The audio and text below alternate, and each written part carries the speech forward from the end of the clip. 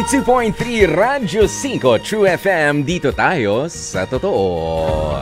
Kapatid, it's 12 minutes makalipas ang 12 in the afternoon. Alam ko kanina nyo pa narinig sa kung saan man kayo nagsususuot. Kanina nyo pa rin nararamdaman. Kanina ninyo pa rin nababalitaan na hindi lang actually kanina, no? Kahit kahapon pa.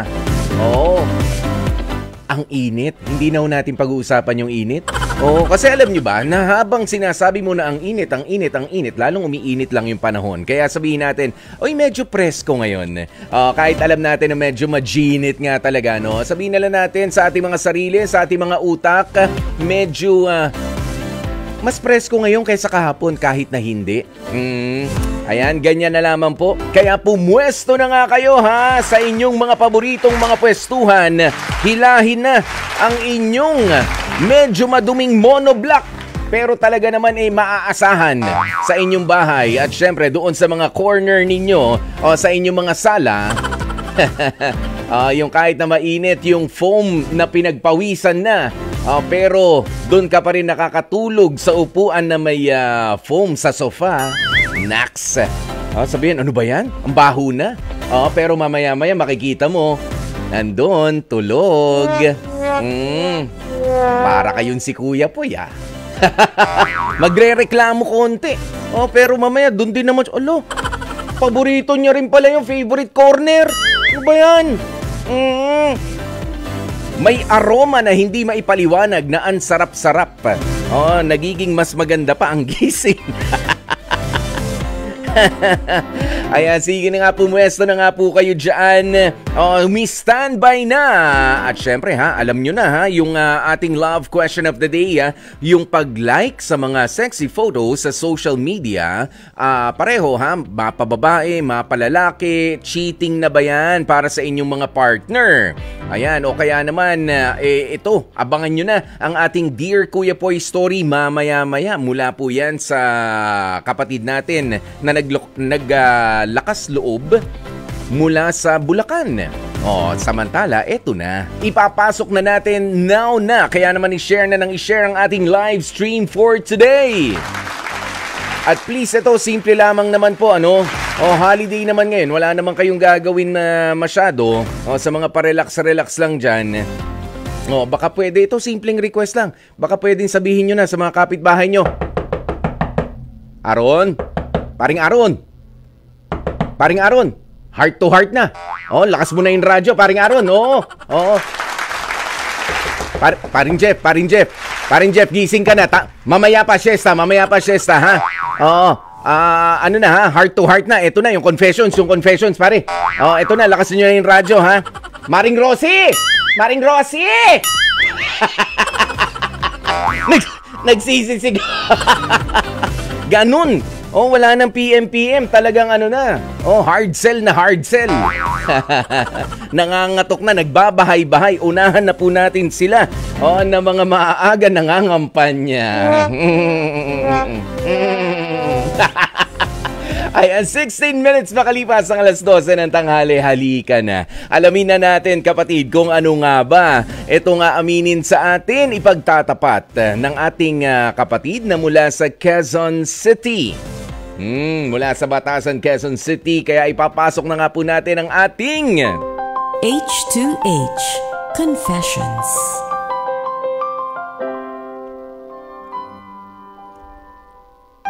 Sa ngayon daw ay nanloloko. Aminadong-aminado itong si Maki sa kanyang girlfriend na si alias Rose. Yan ay matapos na makipagrelasyon itong si Maki na 7 buwan na ngayon. Sa kanyang nililigawan na naman na ibang babae na si Serena.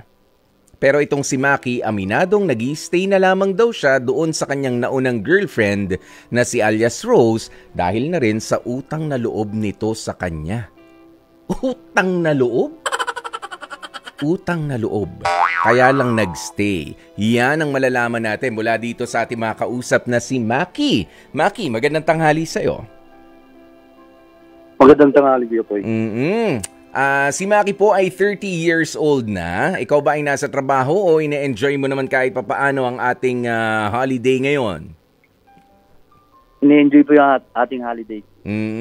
Ayan. So, ano ang pakiramdam mo ngayon na aaminin mo na ito sa maraming mga nakikinig at nanonood sa atin, yung alam mo na ha, kalokohan tong ginagawa mo. Linawin ko lang, gaano mo na katagal na girlfriend itong si Rose? 4 years na po, Kuya Boy. 4 years na kayo lang, ang alam niya, walang iba. Okay? Samantala, itong si Serena, alam ba niya na merong Rose sa eksena o wala rin siyang kaalam-alam? Akala niya nanliligaw ka lang din talaga sa kanya? Wala po siya kaalam-alam. Oo. Sinagot ka na ba nitong si Serena, yung pangalawang babae? Opo, Kuya Boy, nung 6 months pa kami. 6 months sa panliligaw mo noon. So ngayon ay... 7 buwan. Opo. 7 buwan na kayo, so nag-mansary na kayo, tama? Opo. Saan mo ba nakilala itong si Serena? Sa isang app, Kuya Boy, ng Tinder. Dating app din. O bakit ka naman may dating app? Di ba may karelasyon ka na? Ikaw naman, Maki. Bakit? Busy na po kasi si Rose. Oh. Nung mga araw na yon. Kailangan ko rin po na may makausap. Ano bang pinagkakaabalahan mo sa buhay? Nagtatrabaho po. Oo nga, anong trabaho? Isang lang po, construction worker. Maraming trabaho yun ah. Bakit nakukuha mo pang maghanap naman ng at si Rose naman, ano naman ang hanap buhay ni Rose, yung original girlfriend mo? Isang call center po. Isang call center agent. Samantala si Serena, saan mo naman nakilala si Serena nga? Anong trabaho rin? Wala pong trabaho. Yun ang maganda. O, di ba? Kukuha ng walang trabaho. So, sino nanlilibre sa inyo kapag lumalabas ka? Suportado po ng magulang. Ba, suportado. Medyo may kaya itong Serena? Oho. May kaya. Okay, sandali. Ito na muna ang mga mas importanteng mga tanong. Okay? Ano ba yung sinasabi mo na utang na loob mo kay Rose na kaya ka na lamang nag-i-stay doon sa relasyon mo sa kanya for 4 years dahil lamang sa utang na loob? Ano ba yun? Nung walang-wala ako, Kuya Boy, siya po yung sumasagot sa akin pang araw-araw at binibigyan niya yung mga luho ko. Ano ba mga luho mo? Tulad ng mga accessories po ng motor, gano'n. Ba, may pamotor. Yung motor, sino nag-produce ng motor? Ikaw ba nagpundar niyan o siya rin? Sa akin, Kuya Boy. Sa kanya lang po yung mga accessories. Accessories. Mas bumibilis ba yung motor kapag may accessories? Pumopogi po. Pumopogi ka. Okay, hindi kasi nagmomotor din naman ako, no? Ayan, pero kumbaga, is it safe to say, Maki, na kumbaga ginawa mong gatasan itong si Rose, ang original girlfriend mo?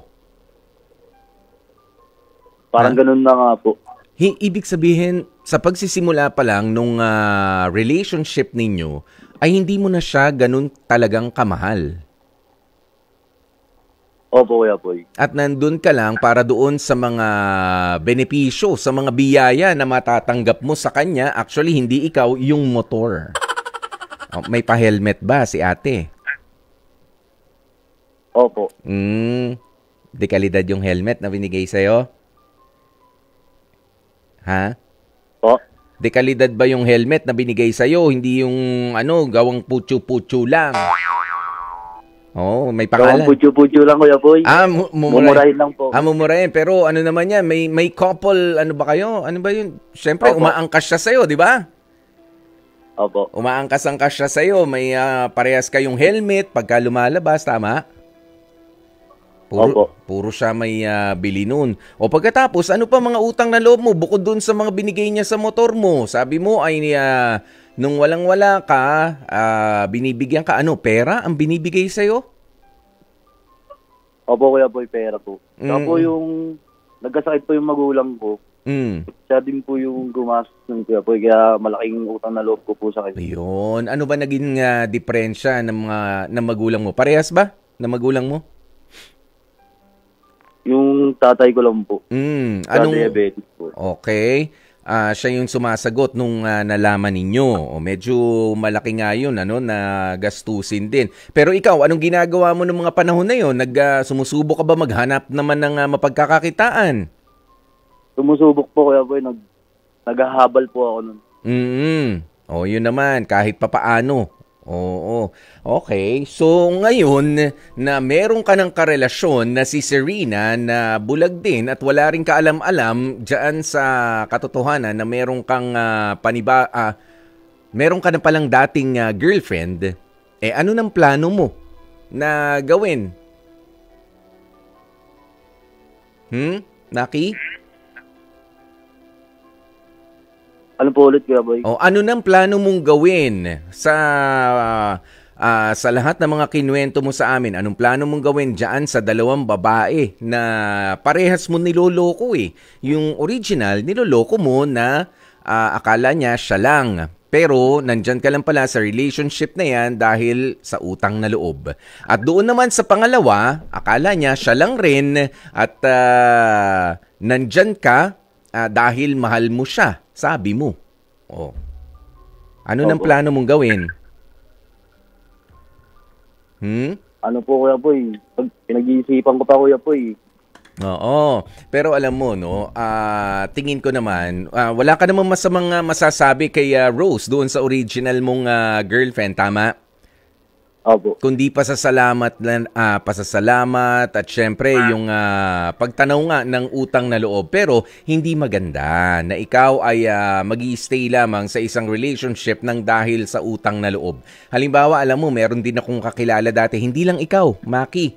Hindi lang ikaw ang ganito, hindi naiiba yung sa'yo. Meron yung siya yung nakatulong na makapagpasok sa isang kumpanya doon sa lalaki at nandun na lamang daw siya dahil sa utang na loob na natulungan siya.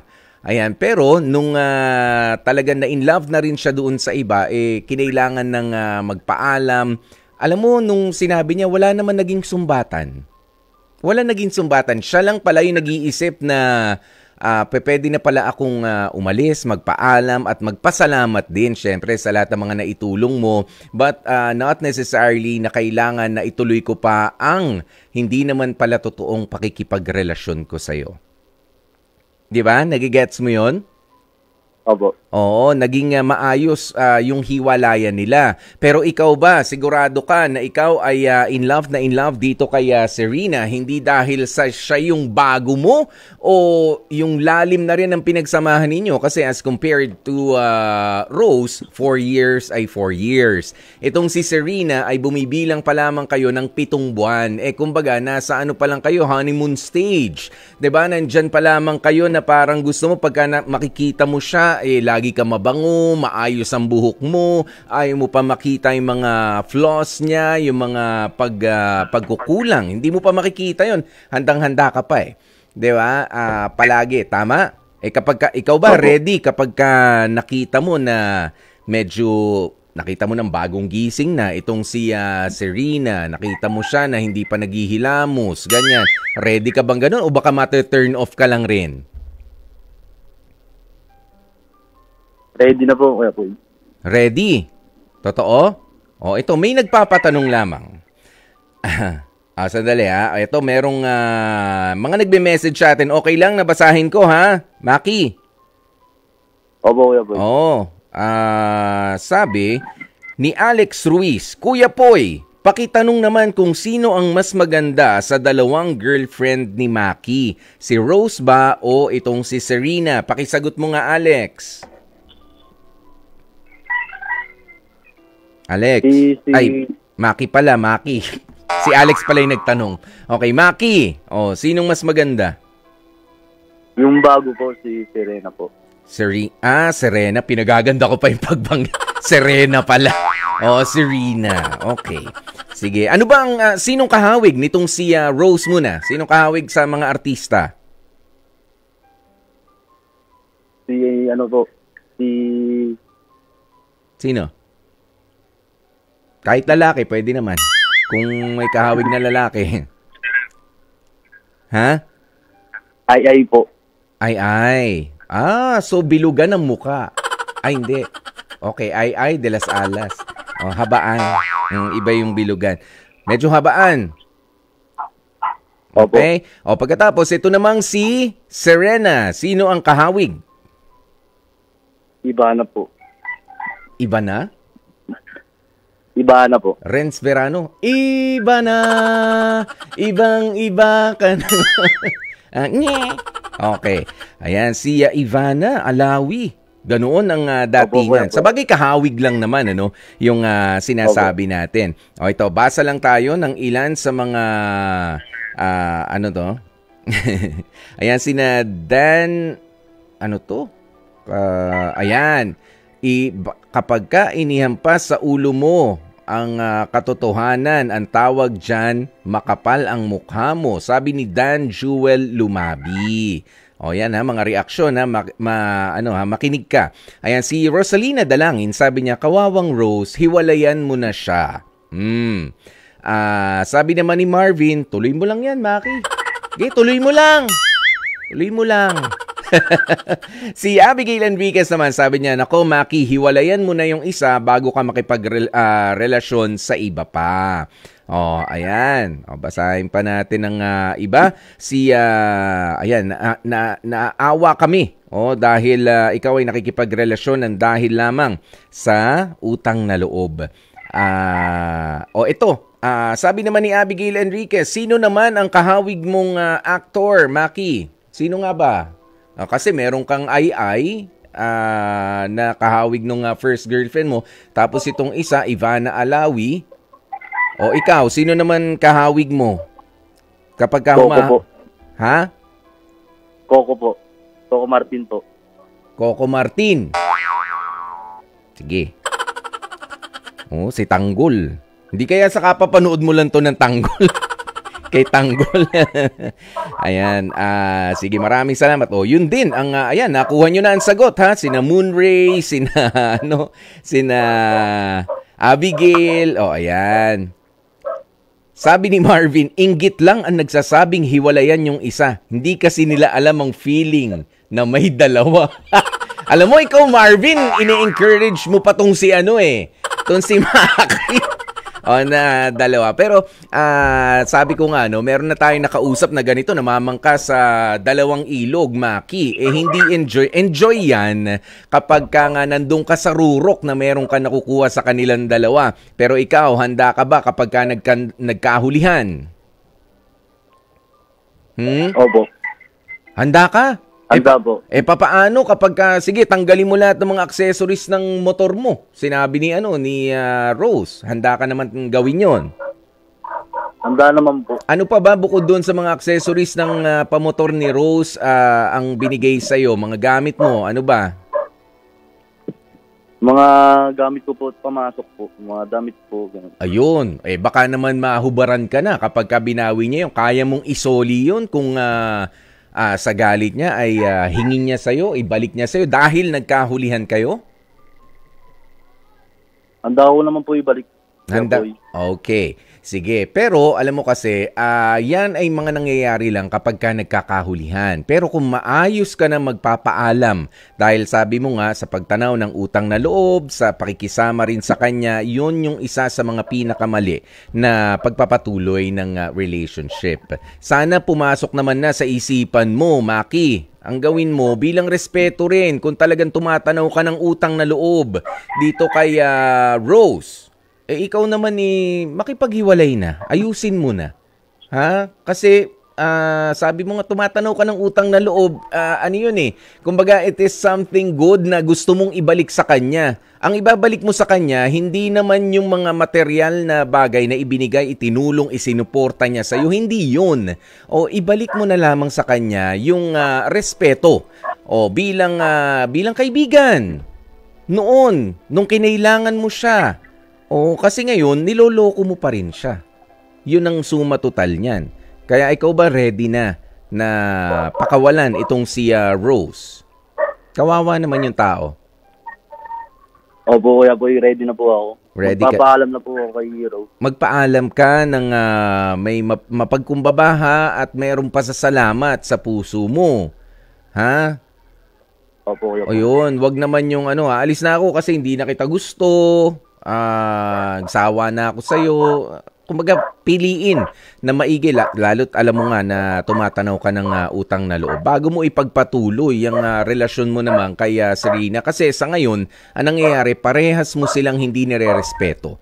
Parehas silang walang kaalam-alam sa mga kalokohan mo. Tsaka mas masarap talaga na magpatuloy, makipag-date, may kaangkas sa motor, 'di ba? Na alam mo na walang tinataguan, walang makakakita sa inyo. 'Di ba, Maki? O, walang magsusumbong. Si Maki may kaangkas doon, babae, sexy. Labas yung labas yung ulo. Sa helmet, hindi nakasuot, sa siko lang sinuot. Ganoon. Okay? Ayan, mas maganda yung ganoon na naka-ride ka ng maayos. Okay? Walang tinataguan. Maki? Opo, Kuya Boy. Ayan, gantihan mo ng respeto sa pagiging matapat mo kahit pa nga kailangan mo na magpaalam itong si Rose. Ayan, maraming salamat. Eto lang, meron lang hahabol na re-react dito sa kwento mo. Si Marie Chris ng Laguna. Maki, pakinggan mo ang masasabi ng ating kapatid na si Marie Chris ng Laguna. Marie Chris, magandang tanghali sa'yo. Marie Chris? Oh. Marie Chris? Hello po. Good afternoon. Good afternoon, Marie Chris. Ano ba masasabi mo dito sa kwento ni Maki? May maipapayo ka ba sa kanya? Maipapayo ko lang kay Maki ay sundin niya yung puso niya, yung bigyan niya ng palayain niya na yung isa. Bali, isa lang ang pipiliin niya. Para naman yung isa makapaghanap ng iba, hindi yung dalawa yung nataktan niya. Yun. Okay. O, ganun nga rin, yung sinasabi ni Marie Chris. O, palayain mo na si Rose. Sabi mo nga kung hindi mo naman na siya mahal talaga. Maraming salamat, Marie Chris. Salamat po. Iyo, maraming salamat. Maki, good boy ka na ha. Pare. Maki? Diyan pa ba si Maki? Ay, naku, umalis. Kala ko umalis ka na, kinausap mo na si Rose eh. Papasalamat pa lang ako sa'yo. O yan, Maki, maraming salamat sa pagbabahagi ng kwento mo at tuparin mo yung sinabi mo ha, na magpaalam ka na maayos kay Rose, okay? Okay po, Kuya Boys. Maraming salamat po. Maraming salamat din sa iyo, ha? Love question of the day. Ang love question of the day natin, pag-like ng mga sexy photos ng babae o lalaki sa social media, cheating na nga ba yun? Grabe naman kayo, hanggang like na nga lang eh. Kaso may pa-PM-PM, may pa-DM-DM. Yun din ang sabi ni Abigail Enriquez, no. Hindi pwede yun. Pero pagka gumagawa na siya ng paraan to contact that person via DM, etc., cheating na yun. Kasi nagchat-chat ka na nga rin eh. Yun eh. Ayan, sabi naman ni Marvin, hindi naman masasabing cheating yun. Tao lang tayo, biglang napipindot yung like button sa mga magagandang bagay na nakikita natin. Oo nga, pwedeng by accident lang din. Tama ba yun? Jeff Batlanggaw, payag ka?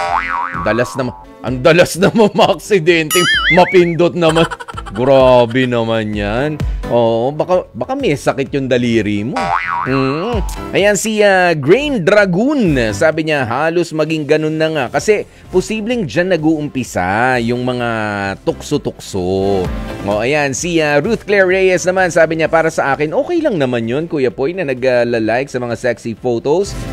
Titignan lang naman yun eh. Ang problema, kung sino naman ang gagawa nun sa akin. Yung magla-like ng photo mo. Ruth Claire. Oh, ano yun? Like lang ng like, tapos ikaw, wala man lang nagla-like nung post mo. Oo, yun lang. Problema nga rin yun, ano? Oh, kapag wala bang gaganti ng like dyan? Sabi naman ni Sunshine Tolentino, for me, Kuya Poy, it's okay. First long as kilala nyo ng partner nyo na di kayong, o hindi kayo kayang ipagpalit kahit gaano pa nga kadaming i-heart niya na mga sexy pictures ng iba. It's, ano yan, sa mindset po yan. If others think that it is cheating, wala na po tayong magagawa. Katulad, it's like us women. If we post sexy pictures, it means we want attention from other guys. Or are we already committing cheating po? Minsan po kasi madumi lang ang isip ng ibang tao na nagbibigay sila ng maling meaning sa lahat ng mga sinasabi, lahat ng mga sinusuot. Kaya dapat po iaalis na po natin yung mabilis na panghusga sa partner natin na mali para po walang nagkakahiwalay din. O yan, si Mary Fran sabi niya, no, hindi naman cheating yon, not yet. For as long as hindi siya nagko-comment. Kasi may mga nabasa rin ako sa internet na iba na kapag ka nag-comment. For example, yung eyes na merong, yung heart na merong eyes, ganyan. O kaya naman yung nag-i-stalk na sa account nung iba. I consider it micro-cheating. O yan na, nag-uumpisa na. Sumisimple ng malala? May ganun ba? Ayan, si Alma Aranillo, sabi niya, oo, cheating na yon. Unang-una, bakit siya tumitingin ng mga sexy photos? Anong plano? Nga? Humarot? Ganun ba yun? Sabi ni Rosalina Dalangin naman, yung pag-like sa mga sexy photos sa social media, cheating na ba? Sabi niya, hindi. Okay lang naman yun. Ayan. Pero sa atin ho talaga ang disiplina niyan, ha, mga kapatid. Sa pagla-like. Pero kapag ka nga ho ipinapasa-pasa, ako may kakilala, ha? Grabe. Grabe, meron ng mga ipinapasa sa mga GC. May mga pinapasa sa mga GC na mga picture ng mga kung sino-sino hindi ko nakilala at gusto ko nga sabihin sa kanya, nako, yung iba dyan AI na. AI, hindi na totoong tao yan. Nila-like mo pa rin, hina-heart mo pa rin. Yun. Happy listening nga pala kaya Kuya Teban. Hello sa'yo, Kuya Teban. Alam nyo, maganda rin naman paminsan-minsan yung nagla-like tayo because we appreciate yung ganda ng kanyang paghihirap din sa kanyang diet o sa pag-exercise, ganyan. O kaya naman yung nai-inspire tayo, okay lang yan. Pero kapag meron ng pagnanasa, meron na nagtutulak sa'yo na sige nga, i-DM mo na yung friend mo, ayan na, ang sexy mo talaga, ganyan na yung mga appreciation, baka pwede tayong magkita. Alam niyo yun, meron ng pagnanasa, iba na yun. Diba? Iba na yung ganyang klase at syempre, para mas hindi kayo nasisita ng inyong mga partner, i-like nyo rin ang kanilang mga post. Yan yun eh. Diyan nag-uumpisa yun. Like kayo ng like sa post ng iba dahil sexy siya, dahil gwapo siya. Tapos yung post mismo ng partner mo na sabihin na natin, hindi ka gwapuhan, hindi ka gandahan. Hindi. Sige, mamaya na lang. Marami pa yata ako dito makikitang iba. Mali yun. Mali yun. Nakita mo na, dinaanan mo na lang eh. Talagang iba na. Nag-hunt ka na lang ng mga ng mga sexy photos. Pero syempre, sabi nga nung sinabi ni Sunshine kanina, yung iba naman ay nag-post ng mga pictures para lang, di ba, maipakita nga yung kanilang effort kung paano nila pinaganda ang kanilang mga sarili, ang kanilang mga katawan. Ayan, inaalagaan actually ang kanilang mga katawan. Pero kapag ka naman yung mga pictures ay very daring na, at para bang nagtitis na, nanunukso na, iwasan nyo na pong i-like yung mga ganyan.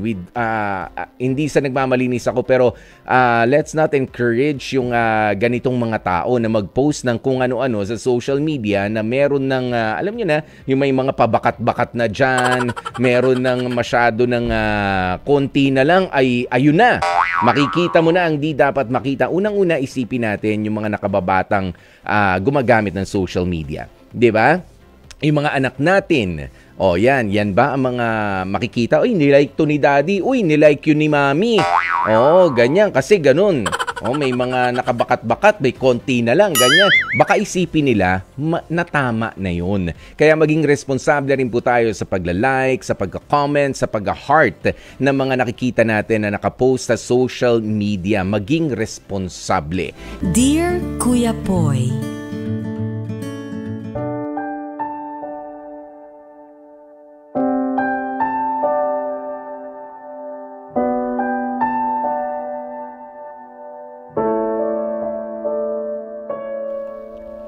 Dear Kuya Poy, magandang araw sa iyo at sa lahat ng mga patuloy na sumusuporta sa programang Heart to Heart ng True FM. Pakitago na lamang ako sa pangalang Angel, 26 years old mula dito sa Santa Maria, Bulacan. Uunahan ko na kayo, alam kong mali ang nagawa kong matinding kasalanan. Ang totoo kasi niyan, ay nagawa kong agawin at sirain ang 8 taong relasyon ni Danica at Ronnie. Oo, Kuya Poy, totoo ang inyong narinig. Pero hindi ako proud at hindi ko kayang ipagmalaki ang nagawa kong pagkakamaling yun. Biktima lamang ako ng pag-ibig kaya umabot sa punto ng ginawa kong pangaagaw sa boyfriend ni Danica. Sa totoo lang, sinubukan kong lumayo sa kasalanan. Dahil alam kong may girlfriend na noon si Ronnie. Pero kahit pa nga anong gawin kong pag-iwas ay patuloy pa rin ang paglapit naman sa akin ni Ronnie. Hanggang sa tuluyan ngang dumating ang puntong nilamon na ako ng inakala kong pag-ibig mula sa lalaking yun. Kahit 1 taong ka-live-in partner ko na ngayon si Ronnie ay madalas pa rin bumabalik sa akin ang hindi magandang nakaraan. Kasabay ng patuloy na pagkabagabag sa sitwasyon ko ngayon.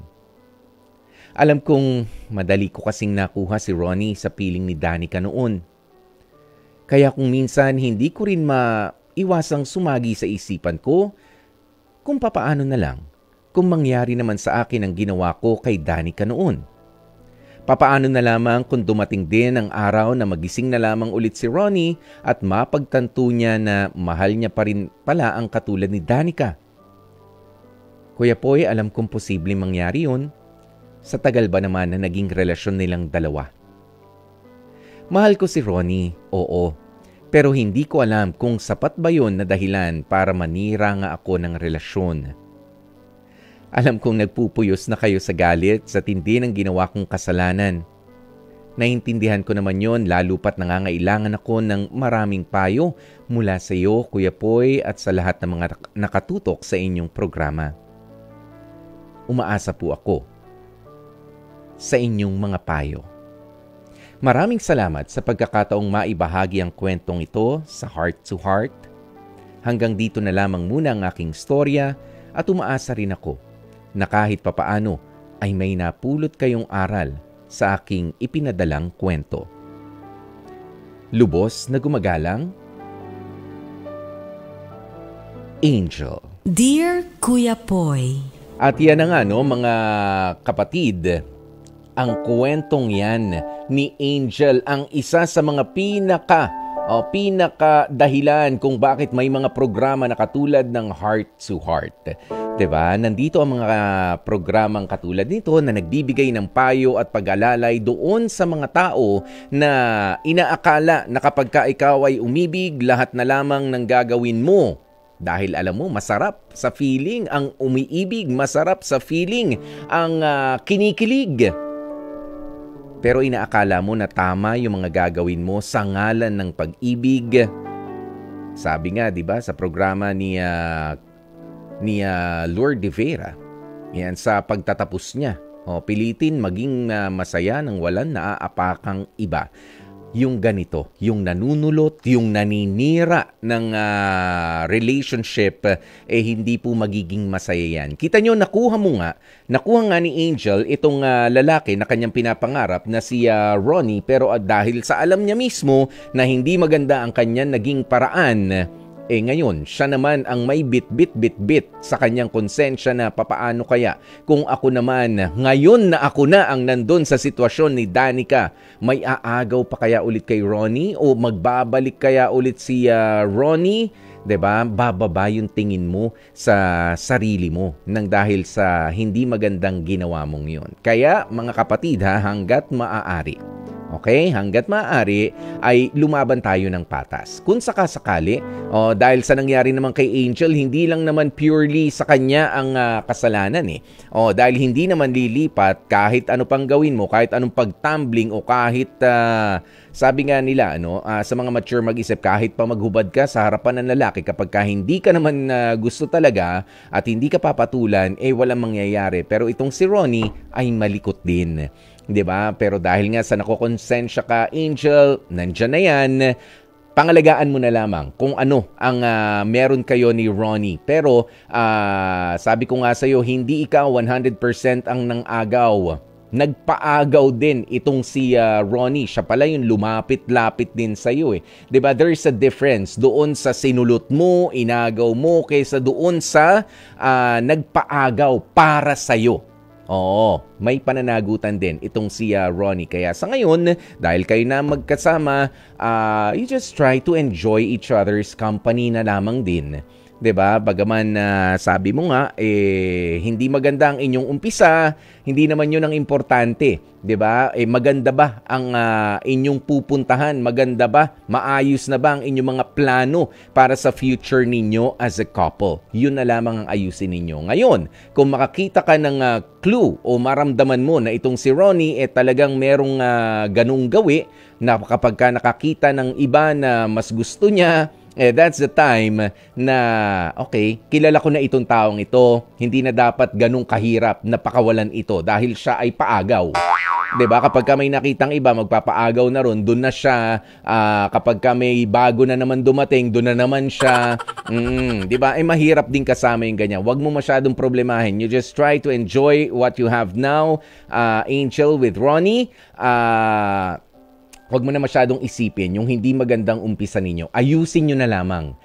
Kung kayo namang dalawa ang nandiyan dyan at huwag puro duda. Mahirap na nakikipagrelasyon ka na puro duda. Hindi na nga naging maganda yung umpisa. Hindi pa naging maganda yung iniisip mo na mangyayari kinabukasan. Talaga mauuwi sa hindi maganda. 'Di ba? You attract, ma-attract mo yung energy na hindi maganda mangyayari sa amin kasi ganito, kasi ganyan. Hindi maganda. You try na ayusin mo na lamang din. Total, nandyan na rin naman kayo. Okay? Ayan. Kaya dyan na po natin tatapusin ang ating Dear Kuya Poy. Samantala, dito naman sa oras na ito ay i-announce na rin natin ang ating winner ng Sulit TV Box ngayong Wednesday. Yon! Ito ay sagot mula sa Love Question of the Day natin na nagmula kay Alex Ruiz. Maraming salamat and congratulations, Alex Ruiz. Ikaw nga ang nagkamit ng Sulit TV Box natin ngayong araw na ito.